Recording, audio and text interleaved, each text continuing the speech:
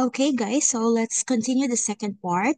So the initial DAT or initial direct antiglobulin test involves mixing 1 drop of a 3 to 5% washed RBC suspension with a polyspecific reagent that detects both IgG and C3D antibodies.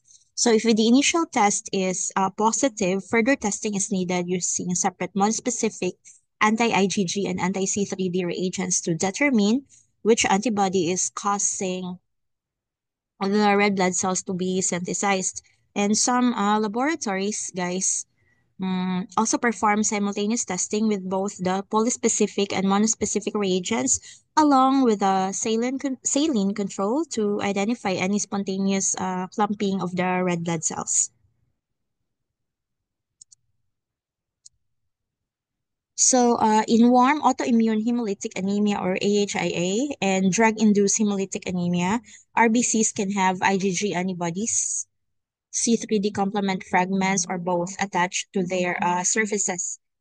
And then, when investigating a transfusion reaction, DAT may reveal the presence of IgG, C3D, or both on the recipient's red blood cells, depending on the specific antibodies the recipient has developed. So, for HDN, it is assumed that maternal IgG antibodies, are responsible for synthesizing the baby's RBCs.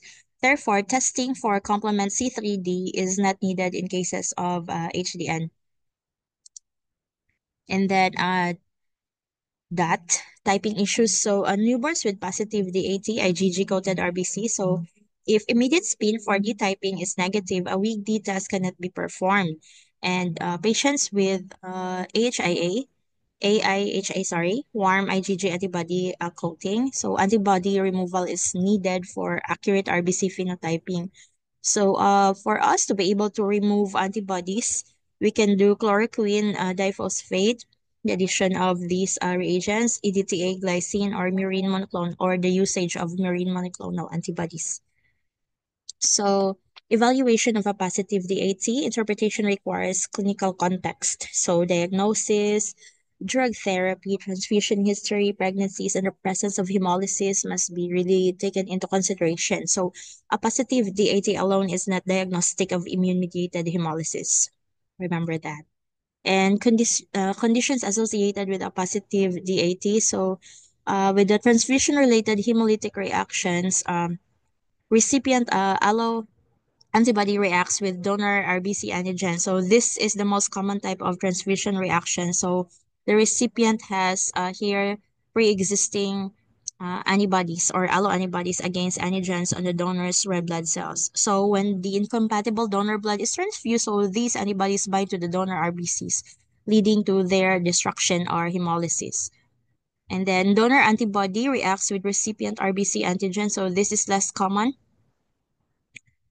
This one less common but can occur if the donor's plasma contains antibodies that are reactive against the recipient's RBC antigens. So if the donor blood contains a significant amount of these antibodies, especially in whole blood or plasma transfusions, they can cause hemolysis of the recipient's RBCs. You also have the drug-induced hemolytic anemia mechanism. So hapten-dependent antibodies type 1. So in this mechanism, guys, the drug acting as a hapten. So the drug acts as a hapten, so binds strongly to the surface of a red blood cell. So the patient then develops antibodies against this drug RBC complex. So when the drug is present, these antibodies bind to the drug under RBCs, leading to their destruction. So penicillin is a classic example. And we also have auto antibody formation type 2. So certain drugs can trigger the production of warm autoantibodies that react with the patient's own RBCs, similar to what is seen in warm autoimmune hemolytic anemia. So the drug may somehow alter the immune system, leading to this autoantibody production. And methyl dopa is a well-known example for this one, autoantibody formation. We also have drug-dependent antibodies, type 3. So in this scenario, guys, the drug causes the formation of antibodies that these antibodies that only react with red blood cells in the presence of the drug. So the drug and the antibody form a complex that then binds to the red blood cell surface, so leading to complement activation and hemolysis. This is sometimes referred to as the innocent bystander mechanism, and a classic example of the drug under this one is quinidine. So for our autoimmune hemolytic anemia, AIHA, so here guys, warm autoimmune hemolytic anemia. So the autoantibodies that attack the red blood cells are typically of the IgG class. And then these antibodies are most active at body temperature or warm. And then the presence of C3, a component of the complement system, indicates that the immune response has progressed to activate the complement pathway, which can further contribute to red blood cell destruction. So some cases may only have IgG, and while others have both IgG and C3. So we also have the cold agglutinin syndrome. This is characterized by IgM autoantibodies that bind to red blood cells best at cold temperature or below body temperature, while the primary antibody is IgM. The AT often detects only C3 on the red blood cells. This is because IgM is a large antibody that can directly agglutinate or clump red blood cells at cold temperatures. So when the blood sample warms up for testing, the IgM may dissociate, but the C3 that is activated and deposited on the red blood cell surface remains detectable. That's it. And next is our paroxysmal cold, sorry guys, hemoglobinuria, so IgG coating. And so PCH is a rare type of cold reacting autoimmune hemolytic anemia, and it is characterized by specific IgG autoantibody known as the Donath Landsteiner antibody. And this antibody binds to RBCs in the cold and then causes complement activation and hemolysis when the blood warms up. So the DAT typically shows IgG coating on the red blood cells. And then let's go to HDN. So in HDN, the mother has developed IgG antibodies or alloantibodies specifically against the antigens present on the red cells of her fetus. So this typically happens when there's an incompatibility between the mother and the fetus blood types. So examples like Rh incompatibility or ABO incompatibility. And because IgG antibodies are the only type of antibody that can cross the placenta. So the maternal IgG alloantibodies can pass into the fetal circulation. So once in the fetus, so these antibodies bind to the fetal red blood cells that possess the corresponding antigen. So leading to their destruction or hemolysis and causing HDN. And for the miscellaneous stuff, so we have administration of anti-lymphocyte, anti-thymocyte globulin, ALG-ATG. So ALG and ATG, they are polyclonal antibodies used to suppress the immune system, often in the context of organ transplantation or severe autoimmune diseases. And these preparations are typically raised in animals, horses, or rabbits against human lymphocytes or thymocytes. And then when administered to a patient, these animal antibodies can sometimes non-specifically bind to various human cells, including RBCs. So potentially leading to a positive DAT. So this coating may or may not result in significant hemolysis. We also have a high dose IVIG or hypergammaglobulinemia leading to RBC agglutination. So intravenous immunoglobulin is a IVIG. It is a concentrated solution of IgG antibodies pulled from many healthy donors. It's used to treat various immunodeficiency and autoimmune conditions. And in some cases, particularly with very high doses of IVIG or in individuals with pre-existing high levels of immunoglobulins or hypergammaglobulinemia. So the concentrated IgG can lead to non-specific agglutination or clumping of RBC. So this is thought to be due to the high protein concentration and potential for weak non-specific interactions between IgG molecules and RBC red blood cell surfaces. So while it might cause a positive DAT, significant hemolysis is less common. So table 5.5. So this one outlines the in vivo phenomena that can lead to positive DAT. So categorizing them under transfusion related and drug-induced causes. So transfusion-related causes for positive DAT include we have the recipient alloantibody and donor antigen. So the recipient has pre-existing antibodies, alloantibodies that react with the antigens on the transfused donor RBCs, while we also have the donor antibody and recipient antigen for number two. So antibodies present in the donor's plasma react with antigens on the recipient's red blood cells.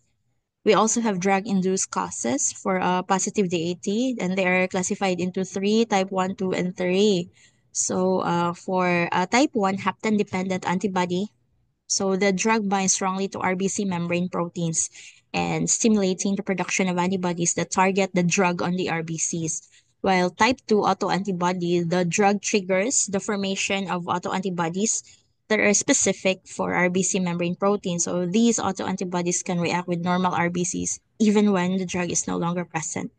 Lastly, we have type 3 drug dependent antibody. So the drug causes the production of antibodies that can only bind to RBCs when the drug is present in a soluble form. So these antibodies will react with normal RBCs when the soluble drug is present. So this table summarizes the in vivo phenomena associated with a positive DAT categorized into AIHA, hemolytic disease of the newborn, and miscellaneous reasons. So since it was already discussed earlier, please just read this one and have yourselves familiarized. So let's go directly to table 5, 6, indirect antiglobulin test. So this one summarizes the applications of AAT, so outlining the specific tests performed and the in vitro sensitization that occurs in its application. So the AAT is used for antibody detection in two main contexts. So we have compatibility testing. So this involves testing the recipient's plasma for antibodies that can react with donor red blood cells in vitro. And we also have antibody screening. So this uses screening cells, a panel of RBCs with known antigens. So we will be this is very important in antibody identification. So again, what are screening cells? A panel of RBCs with known antigens. So to detect the presence of unexpected antibodies in a patient's serum or plasma in vitro.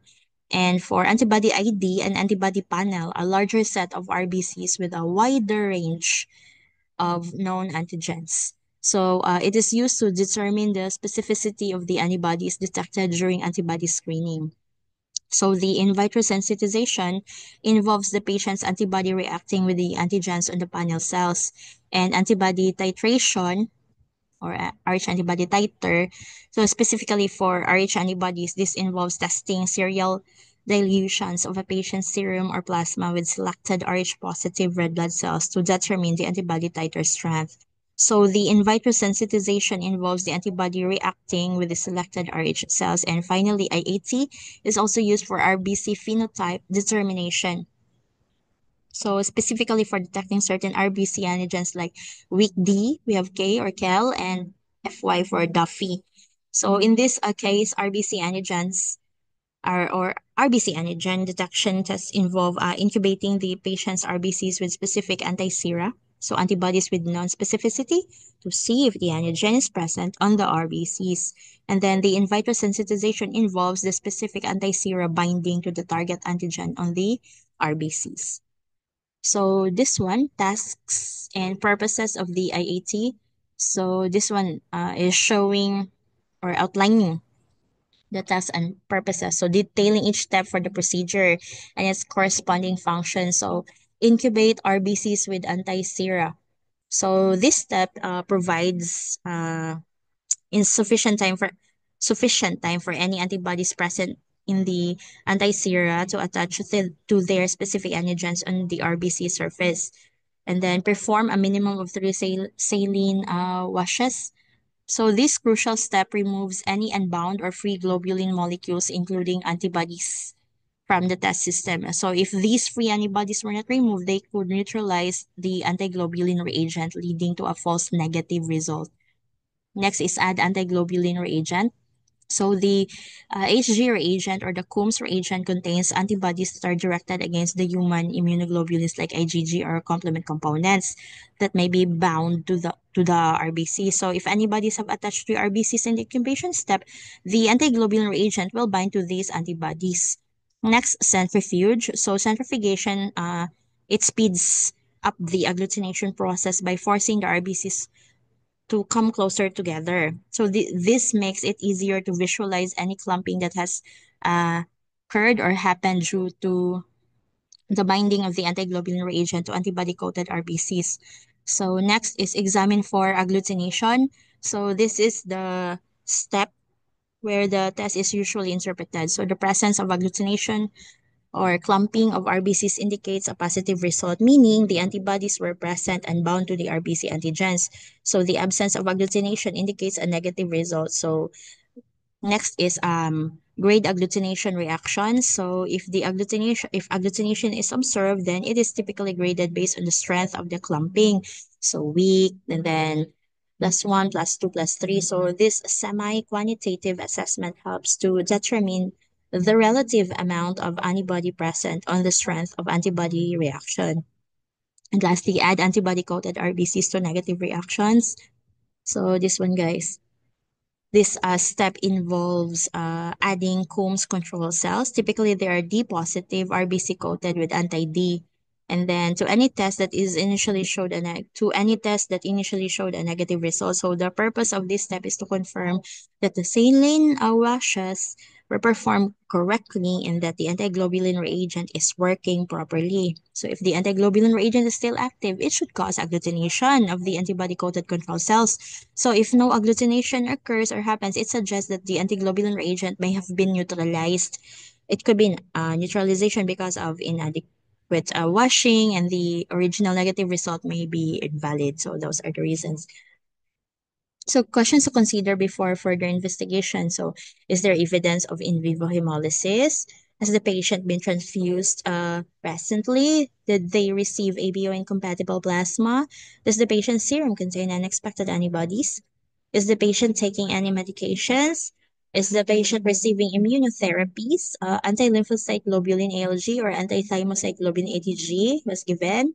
IVIG or IVRHIG, or has the patient undergone a bone marrow organ transplant? So, indirect antiglobulin test. So, the IAT is performed to determine in vitro sensitization of RBCs, and it is used in the following situation. So, detection of incomplete non-agglutinating antibodies to potential donor RBCs. So, this is for compatibility testing or to screening cells, antibody screen in serum. We also have determination of RBC phenotype using known anti-sera and titration of incomplete antibodies. So factors affecting the AGT, so the DAT can detect a level of 100 to 500 IgG molecules per RBC and 400 to 1,100 molecules of C3D per RBC. So for the IAT, there must have been between 100 and 200 IgG or C3 molecules on the cell to obtain a positive reaction. So the number of IgG molecules that synthesize an RBC and the rate at which sensitization occurs can be influenced by several factors like we have ratio of serum to cells, temperature, incubation time, washing of RBCs, reaction medium, saline for washing, addition of ASG, and centrifugation for reading. So, this one, ratio of serum to cells. So, a higher ratio, guys, of serum to RBCs improves the, sorry, sensitivity of the test. So the recommended minimum ratio is for 40 parts serum to 1 part RBC. So this can be achieved by using 2 drops of serum for every 1 drop of 5% RBC suspension. So volume per volume. And then when trying to detect weak antibodies, increasing this serum to cell ratio is advantageous. So for instance, using 4 drops of serum with 1 drop of 3% cell suspension results in a 133:1 ratio. So reaction medium. We have media used to enhance the reaction. Enhancement medium, according to some books. So this one, albumin. So here are a few ways to paraphrase. So how can we paraphrase? So albumin, so antiglobulin test. So albumin really helps in agglutination during the IAT by reducing the zeta potential, which allows antibody-coated red blood cells to get closer together. And research findings from Stroop and McIlroy were able to find that adding 20% weight per volume bovine albumin to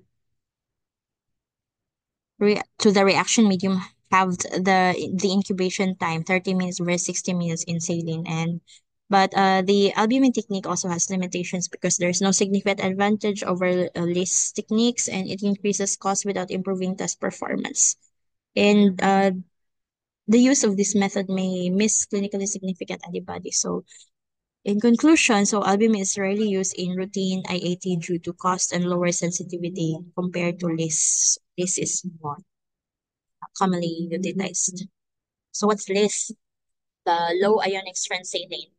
So function of LIS, it enhances the uptake of antibodies by red blood cells by reducing the electrical charge, the zeta potential, and surrounding them. And this allows for a significantly shorter incubation time in blood banking tests, typically reducing it from 30 to 60 minutes to down to 10 to 15 minutes. So, uh, research findings by Lowe and Mesiter, so they introduced the list technique, Moore and Mollison.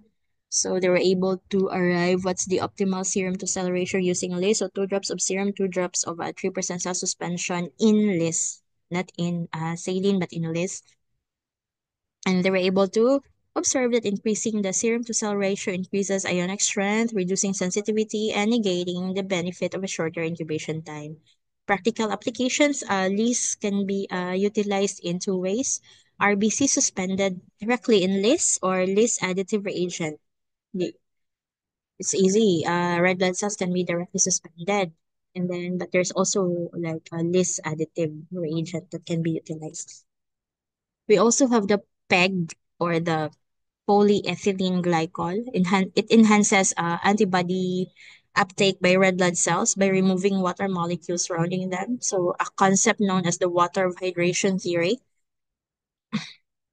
So this process effectively concentrates antibodies leading to stronger reactions in blood banking tests. So when using PEG, anti-IgG is preferred anti-human Azer agent as it helps prevent false positive results. And notably, agglutination readings after incubation at 37 are skipped because PEG itself can cause RBCs to clump together. So compared to low ionic strength solution release, sorry, PEG is more advantageous as it is better at detecting clinically significant antibodies while reducing the detection of antibodies that are not clinically important. And a study by Barrett et al. So in a study of 6,353 transfusions using PEG screening, so no acute or delayed HTRs were reported.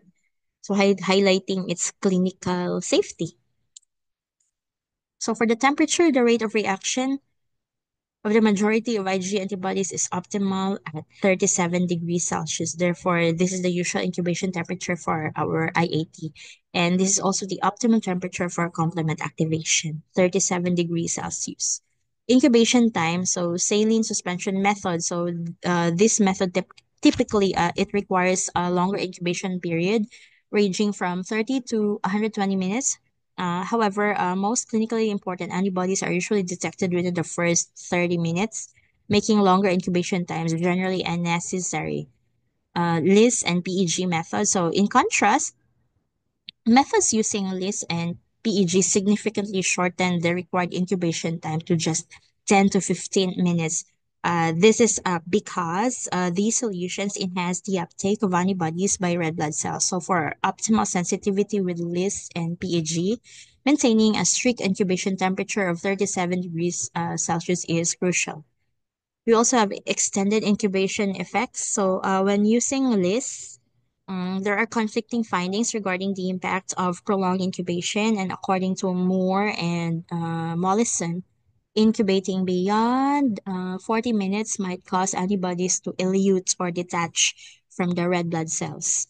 Uh, Hence, it will potentially reducing the test sensitivity. So, however, Vawak et al. Were unable to confirm this specific effect. Washing of RBCs in the AT and IAT. So, always remember a minimum of 3 saline washes. So, performing at least a 3 saline washes is essential to remove any unbound serum proteins before adding the AHG reagent. So this step is crucial for preventing false negative results by ensuring that the AHG reagent is not neutralized by these free proteins or antibodies.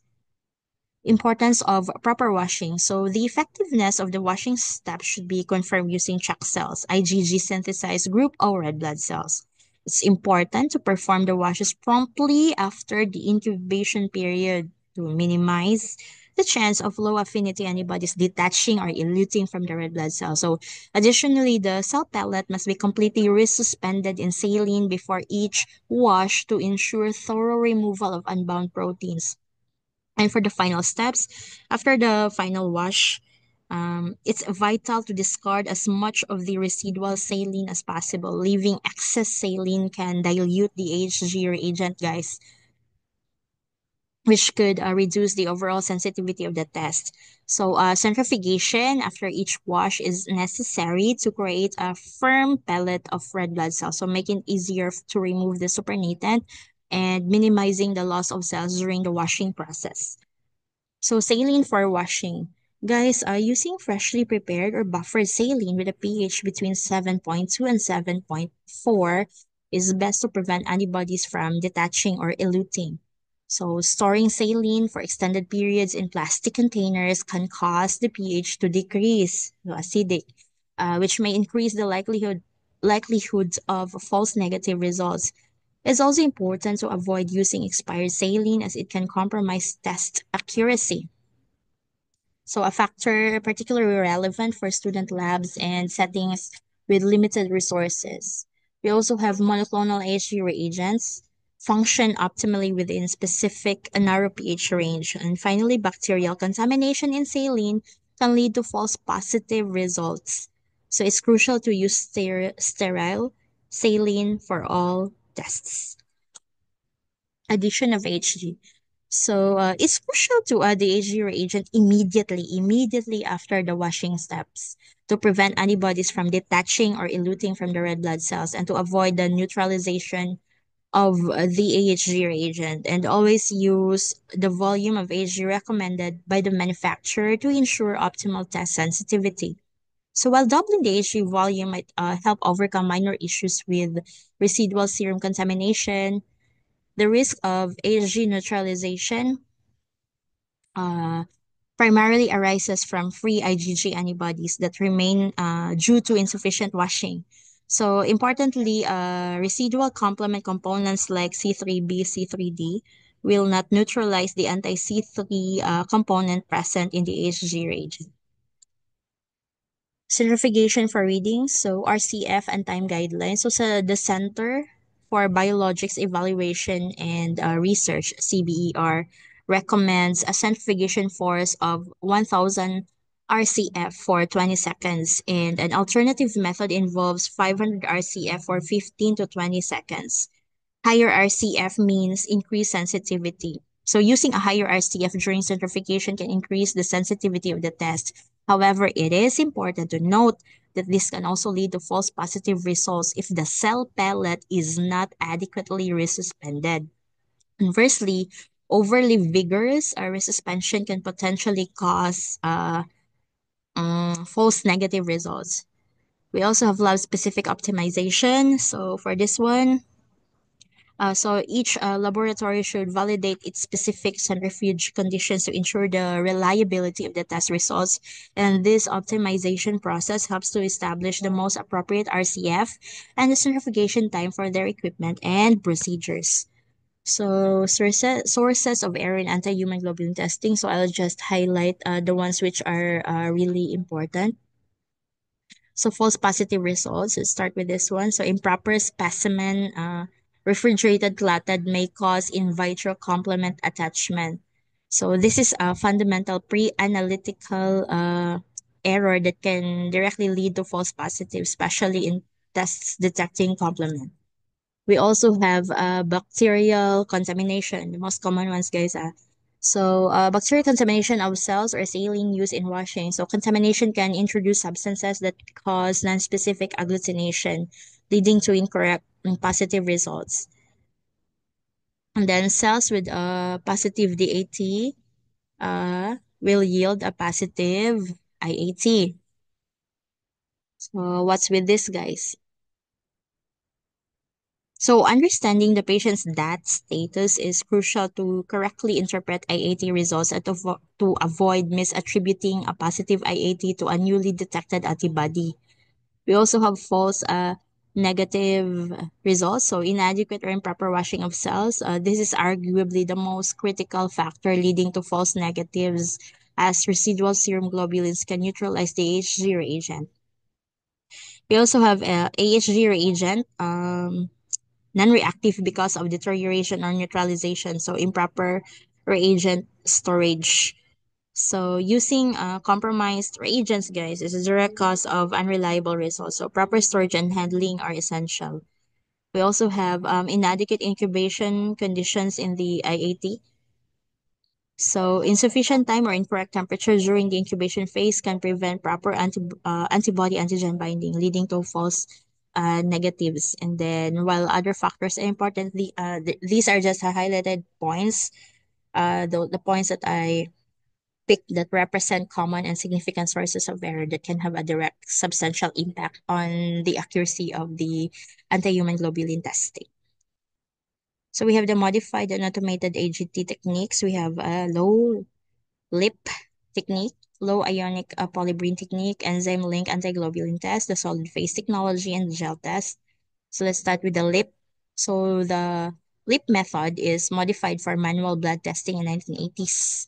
And then it's designed to make antibody detection faster and easier. So the mechanism, it utilizes a low salt environment to quickly allow antibodies to attach to red cells. Then a substance called polybrine is added, which causes the red cells to stack together like coins, bringing any antibody coated cells into close proximity. And to ensure that the observed clumping is due to a real antibody reaction and not just the stacking effect, a solution with a high salt concentration is introduced, which will break apart the simple stacks but leave true antibody mediated clumps intact. So when using a LIP in combination with HG test, which detects antibodies indirectly, guys, it is crucial to use an HG reagent that specifically targets IgG antibodies. This prevents false positive results that would arise if the HG reagent also reacted with complement components C3 and C4 that might be present on the red blood cell. So the LEAP technique is also being adapted for microplates and which are small testing trays, while HG step wasn't initially included in one microplate adaptation of LEAP, so it could be added. And then despite its advantages, the polybrine used in this technique has some drawbacks. It's just very good at detecting antibodies in the KID blood group systems, specifically anti-JKA, guys, and anti-JKB and anti-JKA antigen on red blood cells. So this means there's a risk of missing clinically important anti-KID antibodies when using the LEAP technique in an indirect antiglobulin test. So that's only the caveat for the LEAP. Let's go to the enzyme link antiglobulin test or ELAT. ELAT. This is a method performed in small well plates, microtiter based micro well plates, designed to detect RBCs that have IgG antibodies attached to their surface. So the procedure involves the following steps. So first, there's a suspension of red blood cells and it's placed in a well and washed with saline solution. Next is the HG reagent has been labeled with an enzyme is added, and then this enzyme labeled HG will bind to any IgG antibodies that are coating the red blood cells after allowing time for binding. So any excess unbound enzyme labeled HG is washed away. Then a substrate specific for the enzyme is added to the well. So if the enzyme labeled AHG is present, Because it is bound to IgG on the RBCs, the enzyme will react with the substrate, producing a colored product. So the intensity of this color reaction is directly proportional to the amount of antibody present on the red blood cells. Finally, there's a spectrophotometer. It's used to measure the optical density or light absorption at a wavelength of 405 nanometers, which quantifies the color intensity. So, in addition to simply detecting IgG synthesized RBCs, the LAT can also be used to determine the specific quantity of IgG molecules present on each red blood cell. So, there's quantitation. Next is the solid phase technology. So can be used for antiglobulin tests in test tubes or microplates. And then microplate readers enable semi-automation of this method. And both direct and indirect antiglobulin tests can be done using the solid phase technique or technology. So we have the direct test. Here, the antibody is attached to the microwell plate. Then RBCs are added. And then a positive reaction is indicated by RBCs covering the well bottom. So a negative reaction results in RBCs settling. So a positive reaction covering the well bottom, while a negative reaction results in RBCs. For indirect tests, non-RBCs are bound to a well treated with glutaraldehyde or polylysine. Then test serum is added. Here RBCs, here indirect test. Serum is just similar to the DAT and AAT. And then a positive reaction antibody in serum specific to the fixed RBC antigen is indicated by RBCs covering the well bottom. So covering the well bottom, that's the positive reaction, similar for direct and indirect. So for the gel test overview, this uses a chamber filled with these are the chambers filled with uh, the chambers filled with the polyacrylamide gel to detect RBC antigen reaction. So what's the mechanism? We have the unagglutinated RBCs form pellets at the bottom. Unagglutinated, there will form pellets at the bottom. Agglutinated RBCs are trapped in the gel for hours, so they will remain on top. And then negative reactions, pellet at the bottom, unagglutinated, while positive reactions, they are fixed in the gel, so you can see them on top. So here, this diagram shows a gel microtube, this one, which is a key component used in gel card technology for various blood blanking tests like compatibility testing, antibody detection, and identification. So here's the breakdown of the labeled parts. So add reactants, serum plasma or red cells. So this arrow indicates where the test sample serum plasma or red blood cells are added to the top of the microtube here. So the specific reactants added depend on the type of test being performed. Next, we have the principal reaction chamber. So this arrow points to the upper, wider section of the microtube. So this is where the initial reaction between the added serum plasma and red blood cells will primarily take place. Now is the gel and the reagent. So this arrow points to the lower, narrower section of the microtube, which is filled with a gel matrix, the gel matrix. So importantly, guys, the caption below the diagrams specifies that these microtubes are filled with gel containing anti-IgG. And this anti-IgG is the reagent that will cause agglutination of IgG synthesized RBCs within or on top of the gel during the test procedure. So in essence, this diagram illustrates the simplified representation of a gel microtube used in blood banking. So the reactants are added to the top, and as they migrate through the gel matrix which contains specific reagents like anti-IgG, so any agglutination reactions will be trapped within or on the surface of the gel, allowing for easy visual interpretation of the test results. So this one, so let's start with the diagram on the left. This one illustrates the principle of heme agglutination in a gel microtube, likely in the context of typing or antibody screening or identification. So it shows a step-by-step process of frame one, the first column. So top gel microtube is shown. The lower portion is filled with a clear gel matrix, this one. So bottom red blood cells represented by red circles and free antibodies represented by Y-shaped structures are depicted separately, indicating they're about to be introduced or are already present in the reaction chamber above. So next column, frame 2, top part is the serum or plasma containing antibodies represented by the pink liquid at the top, and the red blood cells are added to the microtube. above the gel. So some antibodies are starting to bind to the antigens on the surface of the red blood cells. So antibodies are now shown attaching to the surface of the red blood cell. So these antibodies are specific for antigens present on the red blood cell membranes. And third column, so the microtube is subjected to centrifugation. So after centrifugation, guys, indicated by the green arrows pointing downwards, meaning centrifugation was done. So this forces the red blood cells and any unbound antibodies through the gel matrix. And at the bottom, during centrifugation, unbound antibodies, those that did not find their corresponding antigens in the red blood cells, are free to move through the gel. However, the red blood cells have been coated with antibodies will behave differently.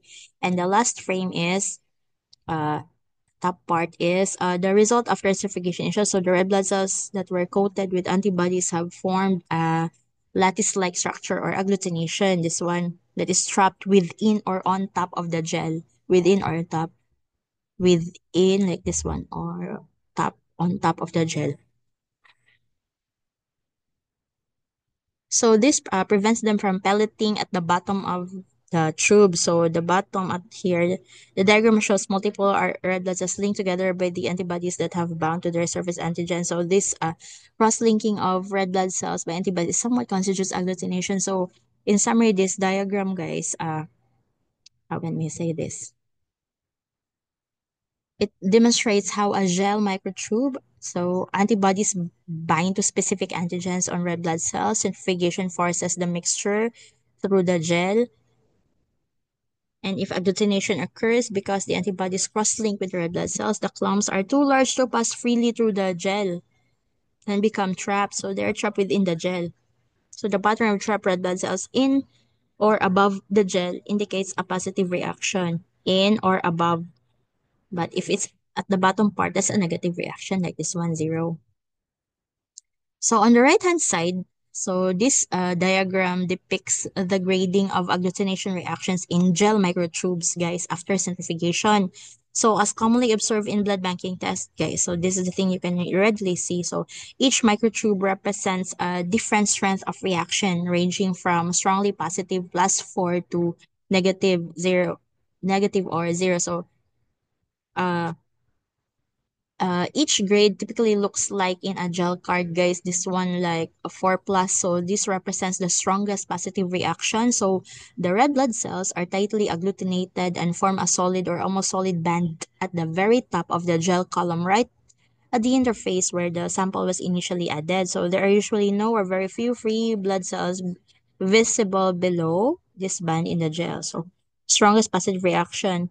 Well, +3 or 3 plus is a strong positive reaction. So agglutinated red blood cells form a distinct band in the upper portion of the gel column, but it might be slightly less dense or have a few or more free red blood cells trailing below it compared to +4.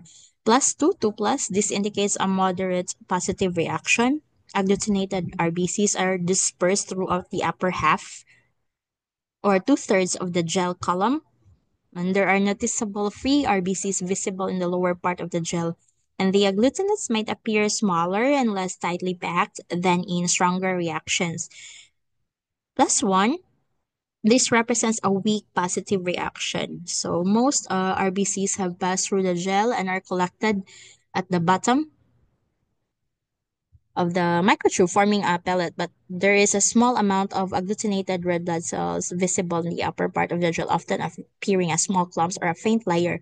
And 0, this is a negative reaction. All or almost all of the RBCs passed freely through the gel matrix and have formed a compact pellet at the very bottom of the microtube. So there is no visible agglutination. There is no trapping of red blood cells within the gel column. So to summarize, this diagram shows a visual scale for interpreting the results of a gel-based agglutination test. So the higher the grade, 4 plus, the stronger the glutination reaction, indicating a greater degree of binding between the antibodies and the antigens and the RBCs. And a grade of 0 signifies no agglutination at all, indicating no significant reaction. So this grading system allows for standardized and relatively objective interpretation of blood banking tests. So gel test, we have types of gel test. We have the neutral gel, specific gel, and antiglobulin gel. So the neutral gel, there's no specific reagent used for antibody. So if there's no specific reagent in the gel, it's used for antibody screening, identification, and reverse ABO typing. We also have a specific gel, which contains reagents for antigen determination, like this one, neutral gel, and this one, specific gel. So we're really specific what we're looking for. And then antiglobulin gel, HG. This one is colored green later. So used for IAT and DAT. So we have the DG gel ABO because we will be using these gel cards. This is the specific manufacturer from Diagnostic Grifols, Spain. So DG gel ABO RH2D. So ABO. And then we have the RH. So DG gel cards are the original 8-column gel card featuring column agglutination for blood group typing and investigating unexpected antibodies. We also have the DG gel confirmation for blood groups of the ABO and RHD systems. See, and there's also a control. For DG gel CUMS, so meaning our anti-human globulin test, so HG, everything. So for indirect CUMS and direct CUMS test, so the IAT test includes screening and identification of unexpected antibodies, cross-match and autocontrol and red blood cell typing. We also have DG gel CT. So for the confirmation of blood groups of ABO, RH, and ABO, RHD isogroup compatibility test, screening of unexpected antibodies, cross-match. These gel cards are very versatile, guys. And for the newborns, so for the determination of the antigens of the ABO and RHD systems and direct COMS test in newborns. And the DG gel RH phenol plus cal, this one, anti-cal antibodies are in there, incorporated in the gel matrix for the confirmation of the blood groups of ABO, RH, ABO, isogroup compatibility test, screening of unexpected antibodies, cross-match, and autocontrol. We also have the DG gel neutral, so neutral N here. This uses a physical medium for saline and enzymatic tests. So the saline enzymatic technique test includes screening and identification of unexpected antibodies. We also have the DG gel. You might wonder what's DG, so it's just diagnostic Grifols gel newborn for the determination of the antigens of the ABO and RHD systems and direct Coombs test in newborns. So, guys, the goal of transfusion service departments is to really detect all clinically significant antibodies, both in IAT and DAT, while avoiding clinically insignificant ones, the warm and cold reacting autoantibodies. So, what's the main consideration here? To select the most effective detection method for accurate antibody identification. So, we're trying to compare a true versus gel test for DAT. So, well, this traditional method for that involves washing the red blood cells, a step that can sometimes lead to inconsistent results when compared to the gel test. Because the gel test, this newer technique, guys, for the DAT eliminates the washing step and has demonstrated greater sensitivity in detecting RBCs that have been synthesized with antibodies within the body in vivo. So, multiple research studies have concluded that the gel method is more effective at detecting the synthesized RBCs than the standard tube method. And key considerations in blood banks, while the gel test is generally more sensitive, it's important to remember that it might not exclusively detect antibodies that are clinically significant. And blood banks need to have clear understanding of the differences in that results that can arise from using gel versus tube techniques, and further research that directly compares these two methods is needed to enhance our current understanding. So we have the comparison of HG methodologies. We have the saline CTT, LIS CTT, PEG CTT, and gel and solid phase. What do you mean by CTT means conventional tube technique. Okay. So it's along. Please familiarize yourselves with these guys. It's already tabulated and it might be included also in our, of course, in our exams. So for the key points of this lecture, guys, so it should test basics. So It detects red blood cells synthesized with IgG antibodies, IgG autoantibodies, and complement components. DAT detects in vivo in the body sensitization, so in vivo in the body. So in vivo sensitization of RBCs.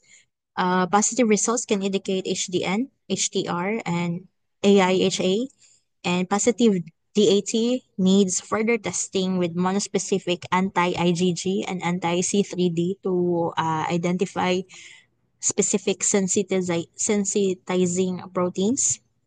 And always remember, EDTA is the preferred anticoagulant for that samples to prevent false positives due to in vitro complement binding.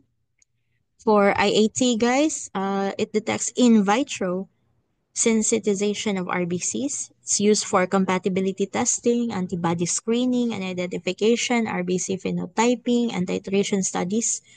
And our HG reagents, they are anti-IgG reagents, and they are necessary because IgG alone is too small to directly agglutinate synthesized RBCs. And polyspecific IgG contains antibodies against human IgG and C3d. Monospecific AHG contains antibodies against only IgG or C3b or C3d. We also have the classic AHG. It is made by immunizing animals with human globulins. Monoclonal AHG is produced using hybridoma technology. We have the enhancement media. Enhancement media include the LIS, PEG, polyberine, and albumin, and they can be used to enhance AHG testing, each with their unique advantages and disadvantages. For the testing methods, we have various methods available for HG testing, including conventional tube testing. We have the gel technology, ELAT, enzyme link technology, the solid phase testing. And for this one, the sources of error, multiple potential errors can occur in HG procedures. And method-dependent antibodies, some antibodies may be detected differently depending on the HG testing method used and should be evaluated by case to case basis. So, guys, I hope you will study more and you will give your best for the finals. And God bless on your studies. And thank you for listening. Good day.